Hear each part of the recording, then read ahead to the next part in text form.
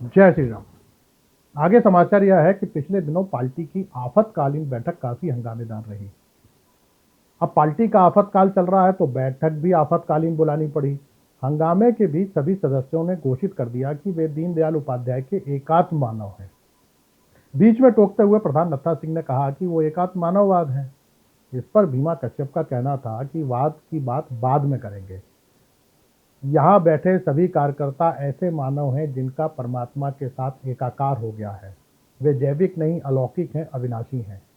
उन्हें परमात्मा ने भेजा है। वे जो कुछ भी कर रहे हैं उन्हें ऐसा करने के लिए भगवान ने कहा है। प्रभु एकात्म मानव बनते ही कल्लू कसाई, ठाकुर अजगर सिंह, लच्छो सेठ, बन्नो सेठ की आंखें खुल गईं। पहले उन्हें अपने किए पर पछतावा होता था, अब वो खत्म हो गया। कल्लू का दावा है वह लठैत बना यह परमात्मा की मर्जी है। इसीलिए अगर वो हड़ताल कर रहे मजदूरों, किसानों पर लाठियां चलाता है तो उससे यह काम भगवान कराता है, इसमें उसका कोई दोष नहीं है। बन्नो सेठ का मानना है पहले काला बाजारी करते वक्त उसकी आत्मा कभी कभी उन्हें कचोटती थी। अब समझ आ गया उनसे यह काम कोई अदृश्य ताकत करा रही है। लच्छो सेठ का मानना है सत्ता और धर्म एक दूसरे के पूरक हैं। एक आदमी स्वर्ग पाने की चाह में धर्म को मानता है, मंदिर, मस्जिद, गुरुद्वारे में मत्था टेकता है। वही आदमी दांव लगने की चाह में रोज सट्टे के फड़ पर आता है। पांडवों ने तो इसी लालच में अपने पत्नी तक पर दांव पर लगा दिया था। अगर यह दांव न चला जाता तो महाभारत नहीं होती, फिर धर्म की स्थापना नहीं होती। इस तरह सट्टे का फड़ चलाना धर्म का काम है। ठाकुर अजगर सिंह का मानना है मरने के बाद स्वर्ग में अप्सरा सोमरस पिलाती हैं। यह सुख लोगों को उनके बियर बार में जिंदे रहते मिल रहा है, इसीलिए वह भी ईश्वर के काम में लगे हुए हैं। मंडल अध्यक्ष सरदार जंडेल सिंह ने हंसते हुए कहा, कुकर्मों तक तो ठीक है, पर चुनाव में चुनाव आयोग से ज्यादा भरोसा परमात्मा पर किया तो चुनाव हार जाओगे।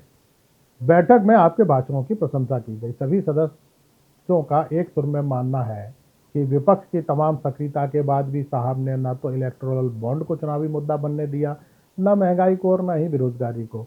पूरे देश को मंदिर मस्जिद से लेकर मुजरे तक में उलझा रखा है। मुजरे पर कुछ लोगों को आपत्ति थी। सदस्यों का कहना था कि अक्सर पार्टी के सम्मेलनों में मन बहलाने के लिए मुजरे का आयोजन किया जाता है या कभी कभी रैलियों में भीड़ बढ़ाने के लिए। पार्टी के कुछ सदस्य तो सदन के अंदर मुजरे से भी आगे बढ़ते हुए पॉर्न वीडियो देखते हुए पकड़े गए हैं। पार्टी फोरम की बातें इस तरह सार्वजनिक नहीं करना चाहिए। पहले ही प्रज्वल के साथ मंच शेयर कर साहब पार्टी की पर्याप्त फजीयत करा चुके हैं।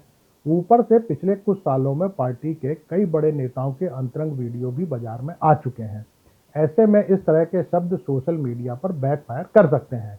बैठक में इस बात के लिए भी आपकी प्रशंसा की गई कि आप हर चुनावी सभा और इंटरव्यू में देश की जनता को नया मुद्दा दे देते हैं। विरोधी इस जाल में उलझ जाते हैं जिससे केंद्र में आप ही रहते हैं। पार्टी के दिलजले कार्यकर्ता राधेलाल पंडित जी ने आपत्ति जताते हुए कहा, साहब का दिमाग फिर गया है। राधेलाल पंडित जी की बातों को सभी सदस्यों ने हवा में उड़ा दिया। संघ के पुराने कार्यकर्ता है। जब से नड्डा जी ने कहा है कि पार्टी को अब संघ की जरूरत नहीं है, तब से लोगों ने उनकी बातें सुनना बंद कर दी है। एक बात समझ नहीं आई प्रभु, यह भ्रष्टाचार पर आपको बोलने की क्या जरूरत थी? बोला भी तो क्या कि भ्रष्ट नेताओं से लोग पहले दूरी बनाकर चलते थे, अब कंधे पर बैठा के घूमते हैं। इस तरह की बातों से कार्यकर्ताओं को मनोबल टूटता है। अपने नेता तो असहज होते ही हैं, ईडी के डर से दूसरी पार्टी से आए नेता और अधिक होते हैं। बेचारे पहले से ही डरे हुए हैं, कहीं पार्टी चुनाव हार गई तो फिर दल बदल करना पड़ेगा।